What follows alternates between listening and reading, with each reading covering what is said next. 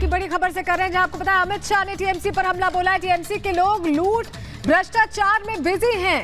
वो जो भ्रष्टाचार करेगा वो जेल जाएगा, ये भी कहा है। गृह मंत्री अमित शाह ने हुगली पहुंचे थे, जहां पर उन्होंने जमकर हमला बोला। क्या कुछ कहा, सुनवाते हैं आपको।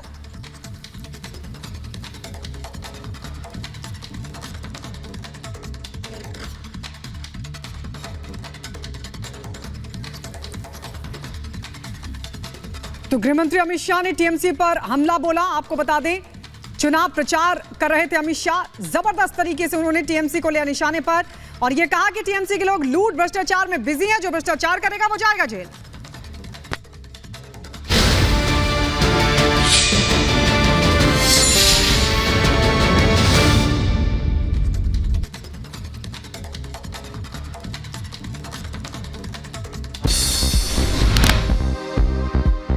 अमित शाह ने विपक्ष पर बोला हमला, कहा इंडी गठबंधन के शासन काल में होती थी हड़ताल, जिसको डरना हो वो डरे, ये पीओके भारत का है और हम उसे लेकर रहेंगे।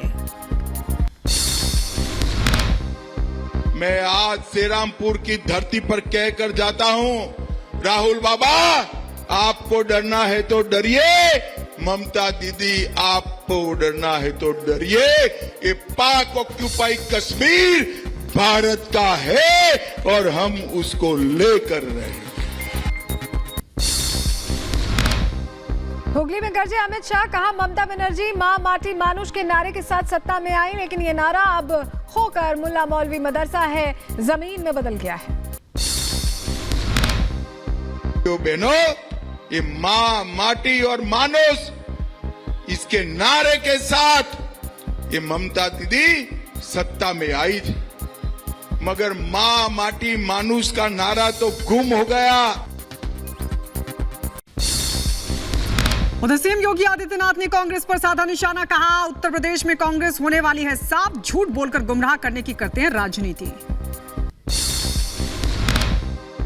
में कांग्रेस से पिंड छुड़ा चुका है। अब कांग्रेस कभी पुनः देश के अंदर सत्ता में नहीं आ सकती है। दूसरा, झूठ बोल करके गुमराह करने की जो राजनीति करते हैं। तेजस्वी यादव ने केंद्र सरकार पर साधा निशाना, कहा 25 करोड़ युवा अधिक उम्र के हैं और उनके पास नहीं है रोजगार, ये वर्तमान सरकार की विफलता है।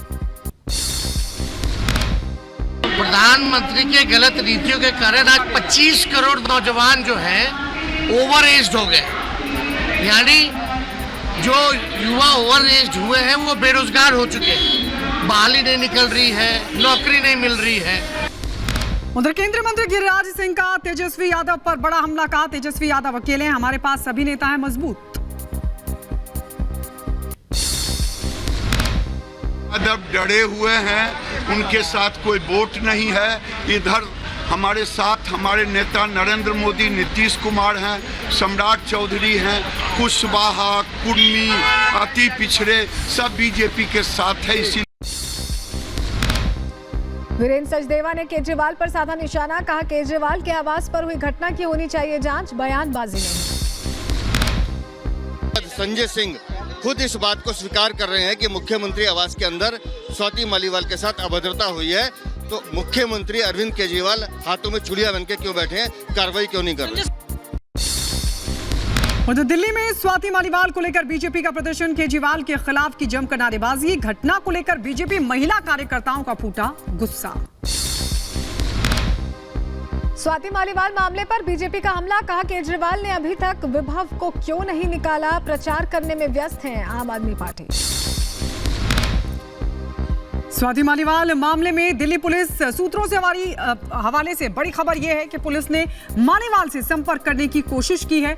अपने घर पर मौजूद नहीं है स्वाति मालीवाल, फिलहाल मालीवाल से नहीं हुआ है कोई संपर्क। कर्नाटक के हुबली में घर में सो रही लड़की की बेरहमी से हत्या, प्रपोजल ठुकराने पर लड़की की चाकू मारकर हत्या की गई। मौके पर पहुंची पुलिस ने आरोपी को पकड़ा। हुबली में लड़की की हत्या के मामले में एसपी का बयान आया सामने, का केस दर्ज कर दिया गया है। घटना के पीछे का मकसद पता लगाने की जा रही है कोशिश, मामले की जारी है जांच। बंगाल में बीजेपी नेता पर जानलेवा हमला, बीजेपी युवा मोर्चा के बूथ सचिव सुब्रत बाग पर चॉपर से हमला किया गया।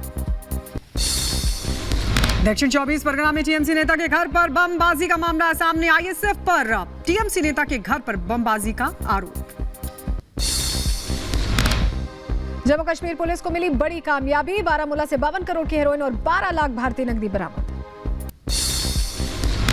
उत्तर प्रदेश के बहराइच में दबंगों ने एक युवक पर किया जोरदार जानलेवा हमला। दबंगों ने लाठी डंडों और भाले से मार मारकर युवक को अधमरा किया। बिहार के दरभंगा में हॉस्टल का खाना खाने से 19 छात्राएं बीमार हो गई। स्कूल में बेहोश हुई छात्राएं अस्पताल में इलाज के लिए भर्ती।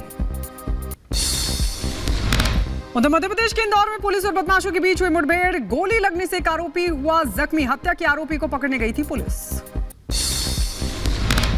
एमपी के दमोह में बदमाशों के हौसले बुलंद। नकाबपोश आरोपियों ने कट्टे की नोक पर बैंक कर्मी से 40 लाख से ज्यादा की लूट की। उत्तर प्रदेश के बरेली में बदमाशों के हौसले बुलंद। चोरी का विरोध करने पर महिला की गोली मारकर हत्या की गई। महिला के पति को भी आई चोट। पुलिस आरोपियों की तलाश कर रही है। और इस वक्त बड़ी खबर आप तक पहुंचा रखेंगे। पीओके को लेकर गृह मंत्री अमित शाह का बयान सामने आया। भारत नहीं, अब पीओके में अशांति। ये अमित शाह ने कहा कि कश्मीर नहीं, अब पीओके में पत्थरबाजी हो रही है। आपके वोट की ताकत से पीओके वापस आएगा। भाइयों बहनों, जब इंडिया अलायंस का शासन था, हमारे कश्मीर में हड़तालें पड़ती थी। आज मोदी जी का प्रभाव देखिए, कश्मीर के भारत के हिस्से में हड़ताल नहीं होती है, पाक ऑक्यूपाई कश्मीर में हड़ताल होती है। पाक कॉपी को पहले नारे आजादी के यहां लगते थे, यहां पर आजादी के नारे लगते थे कश्मीर में। अब पाक ऑक्यूपाई कश्मीर में आजादी के नारे लगते। पहले यहां पत्थरबाजी होती थी, आज वहां पत्थरबाजी होती है। और भाइयों बहनों, 2 करोड़ 11 लाख टूरिस्टों ने यहां कश्मीर जाकर एक नया रिकॉर्ड बनाया। और पाक ऑक्यूपाई कश्मीर ने आटे के भाव ने रिकॉर्ड बना दिया है। आटे के भाव ने। मुझे बताओ श्रीरामपुर वालों, ये पाक ऑक्यूपाई कश्मीर भारत का है या नहीं है? जोर से बोलो, है या नहीं है? ये मणिशंकर अय्यर, एक फारूक अब्दुल्ला हमें डराते हैं, देश को डराने का काम कर रहे हैं कि एटम बम है पाकिस्तान के पास। पाक ऑक्यूपाई कश्मीर की बात न करो। मैं आज श्रीरामपुर की धरती पर कहकर जाता हूं, राहुल बाबा, आपको डरना है तो डरिए। ममता दीदी, आपको डरना है तो डरिए। ये पाक ऑक्यूपाई कश्मीर भारत का है और हम उसको लेकर रहे हैं। पश्चिम बंगाल में चुनावी हिंसा चरम पर पहुंच गई है। बीजेपी कार्यकर्ताओं का आरोप है कि वहां टीएमसी के कार्यकर्ताओं ने बीजेपी युवा मोर्चा के बूथ सेक्रेटरी पर धारदार हथियार से हमला कर दिया। इसी से जुड़ी एक रिपोर्ट आप तक पहुंचाते हैं। पश्चिम बंगाल का भगवानपुर ब्लॉक इस वक्त चुनावी हिंसा को लेकर सुर्खियों में आ गया है।